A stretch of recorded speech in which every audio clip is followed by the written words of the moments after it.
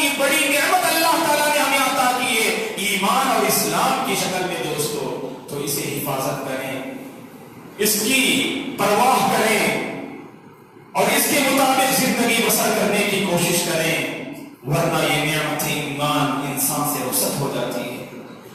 اگر کوئی بندہ اس نعمت کی پرواہ نہ کرے، اگر کوئی بندہ اس نعمت کی قدر نہ کرے، اگر کوئی بندہ اس نعمت کی قدر نہ کرے اور زندگی یوں ہی بسر کرے، تو ایسے بندے کی زندگی سے نعمت ایمان رخصت ہو جاتی ہے۔ تو اسی لیے دوستو ہم میں سے ہر ایک کو اس نعمت کی حفاظت، اس نعمت کی حفاظت کرنے کی فکر کرنی چاہیے، اور اگر ہم چاہتے ہیں کہ نعمت ایمان ہماری زندگی میں باقی رہے تو استقامت کے ساتھ زندگی بسر کرنے کی ضرورت ہے۔ جس بندے کی زندگی میں استقامت کی دولت نصیب ہو جائے تو کائنات کی سب سے بڑی نعمت جو نعمت ایمان اور اسلام کی شکل میں اللہ تبارک و تعالیٰ نے مسلمانوں کو عطا کیا ہے، تو یہ عظیم نعمت مسلمانوں کی زندگی میں تادم حیات باقی رہے گی، زندگی کی آخری سانس تک یہ نعمت باقی رہے گی اگر مسلمانوں نے ایمان کی حفاظت کی، اور حفاظت کرنے کے لیے استقامت کے راستے کو اپنانا چاہیے۔ دوستو استقامت یہ سب سے بڑی دولت ہے، اور یہ دولت جسے نصیب ہو جائے نعمت ایمان، یہ دولت انسان کی زندگی میں ہمیشہ باقی رہے گی، ورنہ اگر زندگی میں استقامت نہ ہو، ثبات قدمی نہ ہو، ثابت قدم اگر انسان ایمان پر نہ رہے، ورنہ یہ ایمان اور اسلام یہ ساری نعمتیں انسان کی زندگی سے ختم ہو جاتی ہیں۔ اور استقامت کیا ہے؟ ابو بکر صدیق رضی اللہ عنہ سے جب استقامت کے بارے میں سوال کیا گیا، ابو بکر صدیق رضی اللہ عنہ نے کہا کہ استقامت کا مطلب ہوتا ہے اللہ تشرک باللہ شیئا، زندگی میں کبھی اللہ کے ساتھ شرک نہ کرنا، ہمیشہ توحید پر قائم رہنا، ہمیشہ عقیدہ توحید پر قائم رہنا، یہی تو استقامت ہے۔ اور یہ کمال توحید ہے کہ بندہ زندگی میں کبھی شرک کے دروازے کو نہ کھٹکھٹائے، زندگی میں کبھی شرک کے قریب بھی نہ جائے، ہمیشہ توحید پر قائم رہے، اللہ تبارک و تعالیٰ کی وحدانیت پر اپنے آپ کو گامزن رکھے، یہی تو کمال توحید اور اسی کو استقامت کہتے ہیں۔ اور ابو بکر صدیق رضی اللہ عنہ نے کہا اللہ تشرک باللہ شیئا، کہ زندگی میں یاد رکھنا کبھی اللہ تبارک و تعالیٰ کے ساتھ شرک نہ کرنا، توحید پر قائم رہنا اور شرک سے باز آنا، شرک سے دور رہنا اور شرک سے اپنی زندگی کے دامن کو بچانا، یہی تو استقامت کہلاتا ہے۔ اور امام ابن حجر رحمۃ اللہ علیہ نے شرک کی استقامت کی تعریف کرتے ہوئے کہا کہ استقامت کسے کہتے ہیں، اور ابن حجر رحمۃ اللہ علیہ کے بارے میں آپ کو یہ بات معلوم ہونی چاہیے، یہ عظیم شخصیت ہے، معتبر عالم دین ہے، اور آپ جانتے ہیں کہ قرآن مجید کے بعد اگر اس روئے زمین میں کوئی صحیح کتاب موجود ہے تو صحیح بخاری ہے، جس کے بارے میں ہمارا یہ ایمان ہے، عقیدہ ہے، اصح الکتب بعد کتاب اللہ صحیح البخاری، اس روئے زمین میں اللہ تبارک و تعالیٰ کی کتاب قرآن مجید کے بعد اگر کوئی سچی اور صحیح کتاب موجود ہے تو صحیح بخاری ہے، یہ ہمارا ایمان ہے۔ اور صحیح بخاری کی کئی اہل علم نے اس کی ایکسپلین کی، اس کی شرح کی ہے، تقریباً 150 سے زائد کتابیں صحیح بخاری کی شرح کے نام پر آپ جو ہے لائبریریز میں موجود ہیں۔ 150 سے زائد علماء اسلام نے صرف ایک کتاب صحیح بخاری کی شرح کی ہے، لیکن 150 سے زائد علماء اسلام نے صحیح بخاری کی شرح تو کی، لیکن علمی دنیا میں امام ابن حجر رحمۃ اللہ علیہ نے صحیح بخاری کی جو شرح کی ہے، جسے ہم فتح الباری کے نام سے جانتے ہیں، علمی دنیا میں اللہ تبارک و تعالیٰ نے اس کتاب کو جو مقام عطا کیا دوسری کتابوں کو وہ مقام حاصل نہ ہو سکا، تو ابن حجر رحمۃ اللہ علیہ نے صحیح بخاری کی شرح کی ہے، اور اس آپ نے جو شرح کی اس کتاب کا نام فتح الباری ہے۔ اور فتح الباری میں انہوں نے لکھا ہے کہ استقامت کسے کہتے ہیں، استقامت کا مطلب کیا ہے، کہتے ہیں التمسک بامر اللہ فعلا و ترکا۔ استقامت کسے کہتے ہیں، التمسک بامر اللہ فعلا و ترکا، اللہ تبارک و تعالیٰ کے فیصلے کو مضبوطی کے ساتھ تھام لینا، اللہ تبارک و تعالیٰ کے احکام کو آپ بجا لاتے ہیں، اور اللہ تعالیٰ نے دنیا میں بعض ایسی چیزیں رکھی ہیں جنہیں آپ کو انجام دینا ہوگا، اور بعض ایسی چیزیں جن سے آپ کو بچنا ہوگا، جنہیں آپ حرام چیزیں کہتے ہیں اور مکروہ چیزیں کہتے ہیں، ان سے آپ اپنی زندگی کے دامن کو بچانا یہ ہر مسلمان کی ذمہ داری ہے۔ اور استقامت کا مطلب کیا ہے، اللہ تبارک و تعالیٰ کے احکام کو بچا لاتے ہوئے محرمات سے اپنی زندگی کے دامن کو بچانا، اور اسے مضبوطی کے ساتھ تھام لینا۔ کب تک تھامنا، حتی یأتی حقیق الیقین، موت آنے تک، زندگی کی آخری سانس تک اللہ تبارک و تعالیٰ کے فیصلے کو مضبوطی کے ساتھ تھامنے کا نام استقامت ہے دوستو۔ زندگی کی آخری سانس تک اللہ کی اطاعت پر باقی رہنے کا نام استقامت ہے، اور زندگی کی آخری سانس تک توحید پر باقی رہنے کا نام استقامت ہے، اور زندگی کی آخری سانس تک سنت پر باقی رہنے کا نام استقامت ہے، اور بدعات و خرافات سے اپنی زندگی کو بچانا یہ استقامت کہلاتا ہے، شرک کی آلودگیوں سے اپنی زندگی کو بچانا یہ استقامت کہلاتا ہے، اللہ کے رسول کی ایک ایک سنت کو فالو کرنا یہ استقامت کہلاتا ہے، اور اسی طرح سے بھلائی کے کام معلوم کر کے بھلائی کو اپنانا یہ استقامت کہلاتا ہے، اور برائی سے اپنی زندگی کے دامن کو بچانا یہ بھی تو استقامت کہلاتا ہے۔ استقامت کا مطلب ہوتا ہے ثابت قدم، ثبات قدمی۔ ثابت قدم کس پر رہیں گے آپ؟ تو توحید پر ثابت قدم رہیں گے، اور اسی طرح سے سنت پر ثابت قدم رہیں گے، اور بھلائی پر ثابت قدم رہیں گے۔ برائی سے، شرک سے، بدعات و خرافات سے جو آپ بچ کر زندگی بسر کر رہے ہیں تو اسی پر مرتے دم تک باقی رہنا یہی تو استقامت کہلاتا ہے۔ قرآن مجید کی ایک آیت ہے جس میں اللہ تبارک و تعالیٰ فرماتے ہیں، حامیم السجدہ کی آیت ہے، عظیم آیت، جس میں اللہ تبارک و تعالیٰ اسی استقامت کے بارے میں فرماتے ہیں، ان الذین قالوا ربنا اللہ ثم استقاموا، بے شک اللہ جو لوگ ایمان لائے اور پھر ثابت قدم رہے، ایمان پر ثابت قدم رہے، ایسے لوگوں کو اللہ تبارک و تعالیٰ جنت دیتا ہے، کامیابی دیتا ہے، اور عظیم خوشخبری اللہ تبارک و تعالیٰ نے ان آیتوں میں سنائی ہیں۔ تو اس آیت کی تفسیر میں ابوبکر صدیق رضی اللہ عنہ فرماتے ہیں، اس آیت کو پڑھنے کے بعد ابوبکر صدیق رضی اللہ عنہ فرماتے ہیں، دوستو یاد رکھیں، اگر ہم چاہتے ہیں کہ استقامت کی دولت ہماری زندگی میں آ جائے، استقامت کی نعمت سے ہم مالا مال ہونا چاہتے ہیں، تو چاہیے کہ ہم میں سے ہر ایک کو اپنے دل کی طرف توجہ دینے کی ضرورت ہے۔ دل پر اگر جو ہے استقامت کی صفت آ جائے تو ہمارے جسم کے اعضاء یہ بھی جو ہے درست ہو جائیں گے، استقامت پر آ سکتے ہیں۔ دوستو آج ہم دیکھتے ہیں نیکی پر ہم جو استقامت نہیں ہے، ہمارا کوئی استقامت نہیں ہے، سنت پر ہمارا کوئی استقامت نہیں ہے، توحید پر ہمارا کوئی استقامت نہیں ہے۔ جانتے ہیں اصل بگاڑ اور خرابی کہاں سے شروع ہوتی ہے؟ دل سے اصل خرابی شروع ہوتی ہے، دل سے اصل بگاڑ شروع ہوتا ہے۔ دوستو دل ہمارے بگڑے ہوئے ہیں، اسی وجہ سے جسم کے اعضاء سے بہت ساری غلطیاں سرزد ہوتی ہیں۔ اگر دل سدھر جائے، اگر دل کی اصلاح کی طرف اگر ہم نے توجہ دی، یقیناً جسم کے سارے اعضاء اس میں آپ کو استقامت کی صفت نظر آئے گی۔ اسی لیے ابوبکر صدیق رضی اللہ عنہ نے اس آیت کی تفسیر کرتے ہوئے کہا، فَمَتَّى اسْتَقَامَ الْقَلْبُ عَلَى مَعْرِفَةِ اللَّهِ وَمَحَبَّتِهِ وَرَجَائِهِ وَخَوْفِهِ اسْتَقَامَتِ الْجَوَارِحُ كُلُّهَا عَلَى طَاعَتِهِ فَإِنَّ الْقَلْبَ مَلِكُ الْأَعْضَاءِ وَهِيَ جُنُودُهُ۔ ابوبکر رضی اللہ عنہ فرماتے ہیں اگر دل سدھر جائے، اگر ثابت قدم رہ جائے، کس پر؟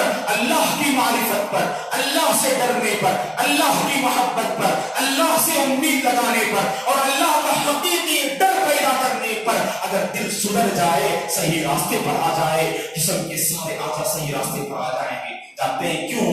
فَإِنَّ الْقَلْبَ مَلِكُ الْأَعْضَاءِ وَهِيَ جُنُودُهُ، اس لیے کہ دل کا جو مقام ہے، دل کی جو حیثیت ہے، دل کا جو مرتبہ ہے جسم کے بقیہ اعضاء میں، دل ایک بادشاہ کی حیثیت رکھتا ہے، دل ایک بادشاہ کی حیثیت رکھتا ہے، اور جسم کے جو دیگر پارٹس ہیں، جسم کے جو دیگر اعضاء ہیں، وہ اس کے لشکر کی حیثیت رکھتے ہیں۔ اور یاد رکھیں دوستو، اگر بادشاہ صحیح سالم ہے، اگر بادشاہ درست ہے تو اس کے لشکر بھی درست ہوتے ہیں۔ اگر بادشاہ بگڑ جائے، اگر بادشاہ کے اندر خرابی پیدا ہو جائے تو اس کے لشکر سے بھی آپ امید نہیں کر سکتے ہیں۔ تو یہی بات دل کی اسی ہے، اگر دل بھی بادشاہ کی حیثیت رکھتا ہے، اگر ہم نے اپنے دل کو سدھارنے میں، اس کو سدھارنے میں، صحیح راستے پر لانے میں، استقامت پر لانے میں اگر ہم کامیاب ہو گئے، یقیناً جسم کے سارے اعضاء بھی سدھر جائیں گے۔ اور دل کی اصلاح کے بعد زبان کی حفاظت بہت ضروری ہے۔ اگر ہم نے زبان کو بے لگام چھوڑ دیا، اگر ہم نے زبان کو لگام نہ دیا، بے لگام چھوڑ دیا، تو انسان کو استقامت کی دولت نصیب نہیں ہو سکتی ہے، اس لیے کہ زبان سے ایسی چیزیں سرزد ہوتی ہیں جو استقامت کی منافی ہے۔ اور اسی لیے ترمذی کی اس روایت کو آپ ذہن میں رکھنا چاہیے۔ ابو سعید الخدری رضی اللہ عنہ فرماتے ہیں، ترمذی کی صحیح روایت ہے، اللہ کے رسول صلی اللہ علیہ وسلم نے فرمایا، اذا اصبح ابن آدم فإن أعضاءه تكفر اللسان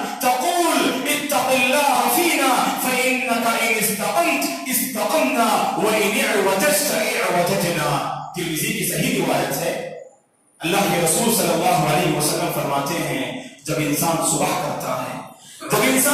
کرتا ہے تو صبح کے موقع پر جسم کے سارے اعضاء، جسم کے سارے پارٹس زبان سے مخاطب ہوتے ہیں اور زبان سے کہتے ہیں اتق اللہ فینا، اے زبان تو اللہ سے ڈرنا ہم لوگوں کے سلسلے میں، تو اللہ سے ڈرنا ہم لوگوں کے سلسلے میں. فإنك إن استقمت استقمنا وإن اعوججت اعوججنا. اور یاد رکھنا زبان اگر تو سدھر جائے، اگر تیرے اندر اصلاح آ جائے تو ہم بھی صحیح سالم رہیں گے، اگر تو بگڑ جائے تو ہم بھی بگڑ جائیں گے. یہ روزانہ صبح سویرے جسم کے سارے اعضاء زبان سے مخاطب ہو کر کہتے ہیں. اور یہ ترمذی کی صحیح روایت ہے جس کے راوی ابو سعید الخدری رضی اللہ عنہ ہیں. دوستو تو اس سے ہمیں پتا چلا دل اور زبان کی حفاظت بہت ضروری ہے استقامت کے لیے. اگر ہم استقامت چاہتے ہیں، استقامت کی دولت سے مالا مال ہونا چاہتے ہیں، اگر ہم چاہتے ہیں کہ اپنی زندگی کو ثابت قدم رکھیں توحید اور سنت پر، تو اس کے لیے چاہیے کہ اللہ تبارک و تعالیٰ سے اپنے دل کی اصلاح کی دعا کرنی چاہیے. زبان کی حفاظت کے لیے اللہ تبارک و تعالیٰ سے ہم دعا کرنی چاہیے. اور یاد رکھیں اللہ تعالیٰ کی ذات ایسی ہے جو بندے کو استقامت نصیب فرماتا ہے، جو بندے کو اللہ تعالیٰ استقامت نصیب فرماتا ہے. قرآن مجید میں اللہ تعالیٰ نے کہا یہدی من یشاء الی صراط مستقیم، اپنے بندوں میں سے جسے چاہے صراط مستقیم نصیب کرتا ہے. یہ صراط مستقیم کیا ہے دوستو؟ ایسا راستہ جس میں کسی بھی قسم کا ٹیڑھاپن نظر نہیں آئے گا، ایسا راستہ جس میں آپ کو نافرمانی نظر نہیں آئے گی، ایسا راستہ جس میں آپ کو شرک کی بو نظر نہیں آئے گی، ایسا راستہ جس میں بدعت و خرافات نظر نہیں آئیں گے، بلکہ وہ راستہ صراط مستقیم ہے جس پر قائم ہو کر انسان اللہ تعالیٰ کی خوشنودی کا مستحق بنتا ہے، اور جس پر قائم رہ کر بندہ جنت کا مستحق بنتا ہے. یہی تو صراط مستقیم ہے جس کے بارے میں قرآن مجید میں اللہ تبارک و تعالیٰ نے کہا کہ ھذا صراط مستقیم ان اللہ ربی وربکم فاعبدوہ ھذا صراط مستقیم. اللہ تعالیٰ نے اس آیت میں کہا کہ بے شک اللہ تبارک و تعالیٰ وہ ذات ہے جو میرا رب بھی ہے اور تمہارا رب بھی ہے، اور یہی تو سیدھا راستہ ہے صراط مستقیم. اللہ نے قرآن مجید میں کہا اور اللہ سے ہمیں ماننا چاہیے اے پروردگار تو ہمیں صراط مستقیم کی دولت سے مالا مال کر، اور یہی وہ راستہ ہے جس پر قائم رہ کر بندہ اللہ تعالیٰ کی رضا کا مستحق بن جاتا ہے. اور قرآن مجید میں اللہ نے نبی کے بارے میں کہا کہ قل اننی ہدانی ربی الی صراط مستقیم، قل اننی ہدانی ربی الی صراط مستقیم. اے نبی آپ کہہ دیجئے بے شک اللہ تبارک و تعالیٰ نے مجھے صحیح راستے کی رہنمائی کی ہے. میرا رب وہ ہے جس نے مجھے صراط مستقیم بتایا، میرا رب وہ ہے جس نے میری زندگی کو صراط مستقیم پر گامزن کیا. اللہ تعالیٰ سے ماننا چاہیے صراط مستقیم، اور اللہ تعالیٰ نے ماننا بھی سکھایا ہے. دوستو روزانہ ہم 5 وقت کی نمازیں پڑھتے ہیں، اور 5 وقت کی فرض نمازیں ہیں. ایک بندہ اللہ تعالیٰ سے 17 مرتبہ دعا کرتا ہے، اور صراط مستقیم کی دولت سے مالا مال ہونا اللہ تبارک و تعالیٰ سے ہر مومن بندہ مانگتا ہے.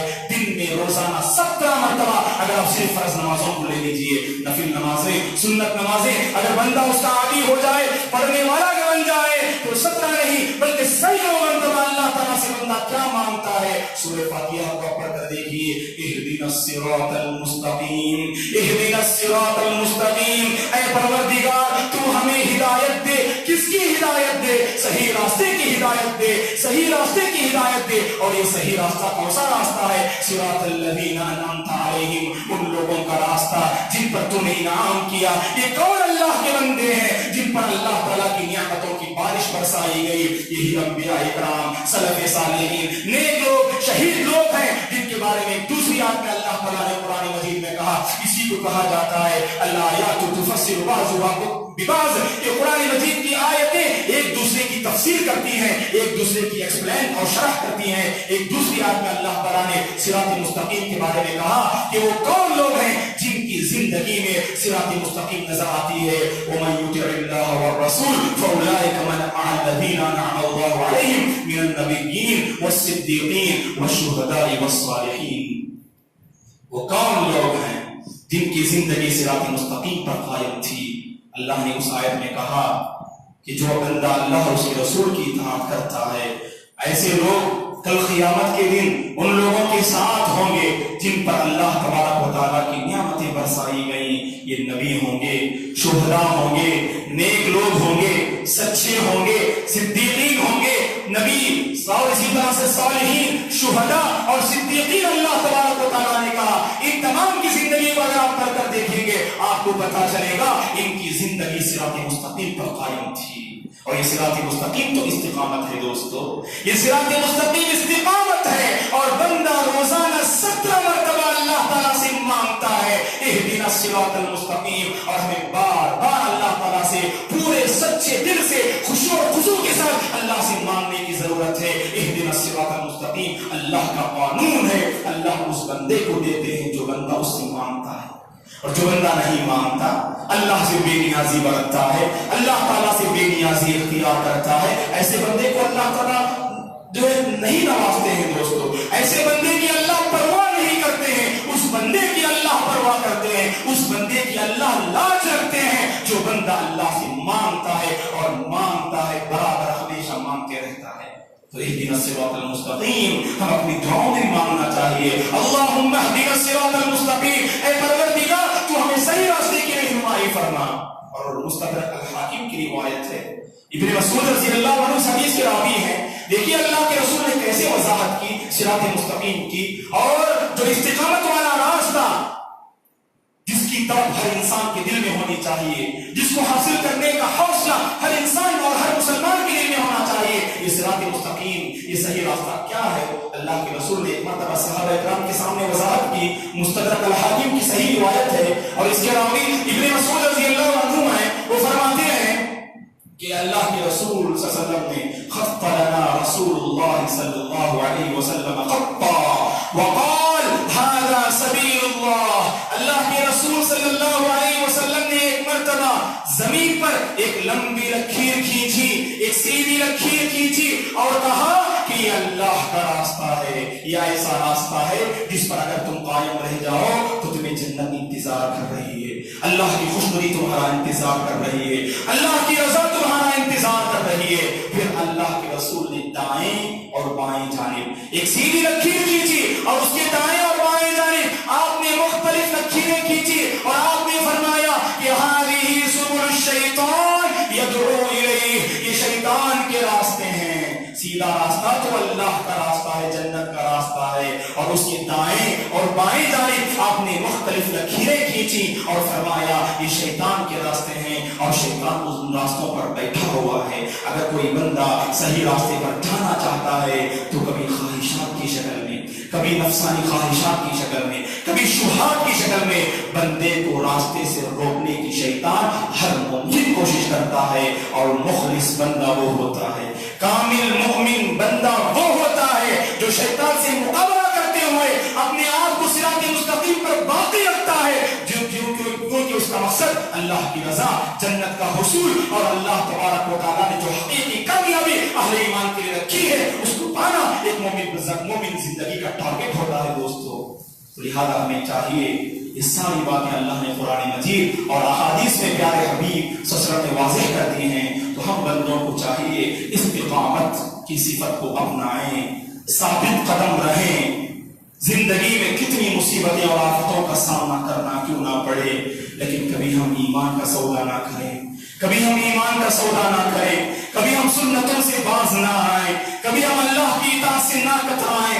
یاد رکھیں زندگی میں آفتیں آتی ہیں، مصیبتیں آتی ہیں، پریشانیاں آتی ہیں بندے کا امتحان لینے اور آزمانے کے لیے. یہ بندہ اپنے ایمان میں کتنا ثابت قدم ہے، یہ ایمان یہ آزمانے کے لیے اللہ تعالیٰ زندگی میں آفتیں لاتے ہیں دوستو. صحابہ اکرام سے اللہ کے رسول نے کیا فرمایا؟ صحابہ اکرام سے اللہ کے رسول نے فرمایا یاد رکھو ہمیشہ توحید پر قائم رہنا. وَإِن قُتِلْتَ وَإِن حُرِّقْتَ، اگر تمہیں قتل کر دیا جائے، اگر تمہیں جلا بھی دیا جائے، لیکن یاد رکھنا کبھی شرک کے دروازے کی قریب بھی نہ جانا اور توحید پر ہمیشہ قائم رہنا. یہی تو استقامت ہے دوستو، یہی تو استقامت ہے اور یہی صراط مستقیم ہے. اور اسی پر قائم رہنے کی ہمیں ایک کو کوشش کرنی چاہیے. رمضان کے مہینے میں استقامت کی صفت تو زندگی میں، مسلمانوں کی زندگی میں ہمیں نظر آئی. مسلمانوں کی زندگی میں استقامت کی صفت اگر دیکھنا چاہتے ہیں تو رمضان کا مہینہ آپ دیکھ لیجئے، پاس چک اٹھا کر دیکھ لیجئے کہ کہ انسان کی زندگی میں استقامت کی صفت کیسے نظر آ رہی تھی.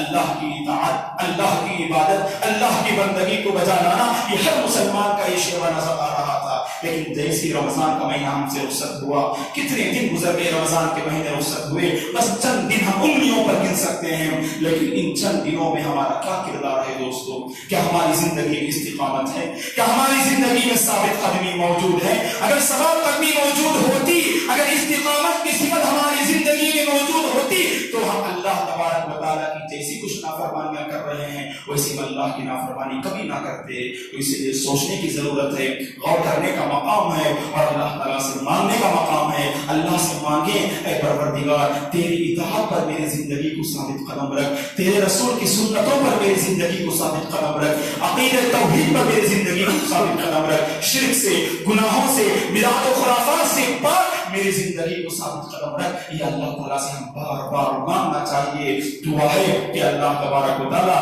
ہم میں سے ہر ایک کو زندگی کی آخری سانس تک اطاعت پر قائم رہنے کی توفیق عطا فرمائے, اللہ کے رسول کی سنتوں کو اپنانے کی توفیق عطا فرمائے, اور اللہ کی بندگی زندگی کے آخری لمحے تک اللہ تبارک و تعالیٰ ہم میں سے ہر ایک کو کرنے کی توفیق عطا فرمائے, اور استقامت کی دولت سے ہم میں سے ہر ایک مسلمان کو مالا مال ہونے کی اللہ توفیق عطا فرمائے. آمین. اقول قولی هذا واستغفر الله لي ولكم ولسائر المسلمين من كل ذنب فاستغفروه انه هو الغفور الرحيم.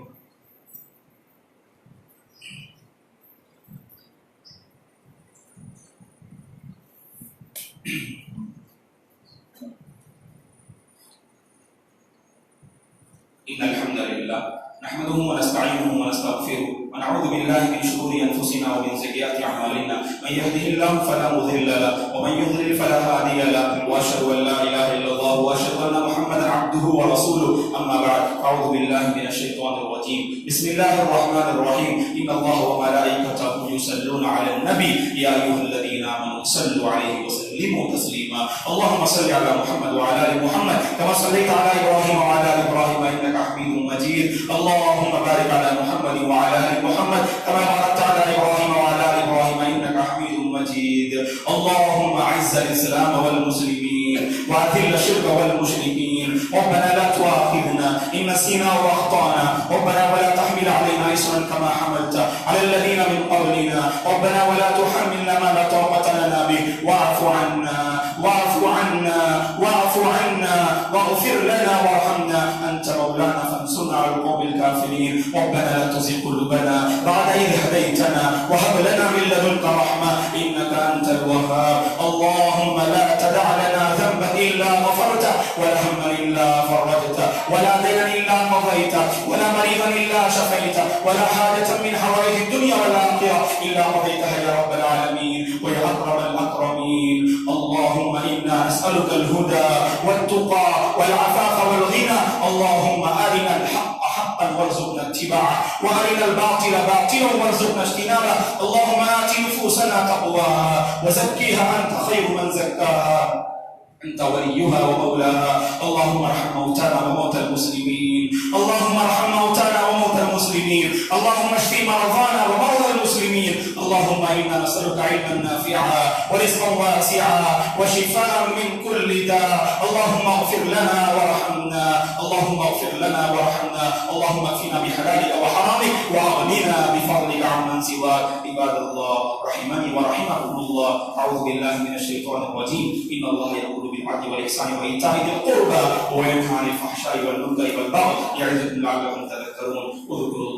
اذكروا الله العظيم يذكركم, ولذكر الله تعالى أكبر, والله يعلم ما تصنعون.